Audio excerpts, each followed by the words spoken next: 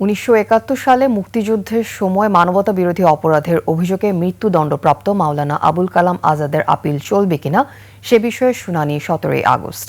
আপিলের কপি হাতে না পাওয়ায় শুনানি পেছানোর আবেদন করেন চিফ প্রসিকিউটর। পরে আবেদন মঞ্জুর করে 17 আগস্ট দিন ধার্য করেন আপিল বিভাগ। 2011 সালে এ মামলার বিচার শুরু হলে প্রথম থেকে অনুপস্থিত ছিলেন আবুল কালাম। পলাতক থাকা অবস্থায় 2013 সালের 21 জানুয়ারি তাকে মৃত্যুদণ্ড দেওয়া হয়। স্বাধীনতার 41 বছর পরে মানবতা বিরোধী অপরাধ মামলায় এটিই ছিল প্রথম রায়। মুক্তিযুদ্ধের সময় ফরিদপুরের বিভিন্ন স্থানে মানবতা বিরোধী অপরাধের 8টি অভিযোগ আনা হয় তার বিরুদ্ধে।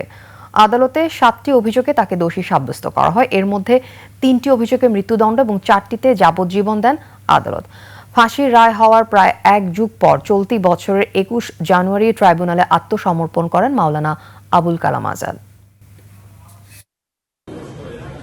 বাংলাদেশ সরকার ওনার রায় স্থগিত করেছে 1 বছরের জন্য। প্রথমত বক্তব্য হচ্ছে, রায় স্থগিত থাকা অবস্থায় ওই স্থগিত রায়ের বিরুদ্ধে আপিল করা যাবে কিনা, নাম্বার 1। নাম্বার 2 হচ্ছে, আন্তর্জাতিক অপরাধ ট্রাইব্যুনাল 21-3-এ 30 দিনের পরে ওই আপিলটা আর দায়ের করার আইনগত সুযোগ নাই। এখন তারা এত বছর পরে এসে এই আপিলটা মেনটেনেবল হবে কিনা, আশা করি এই 2 পয়েন্টে আমরা আগে হিয়ারিং করব। ধন্যবাদ।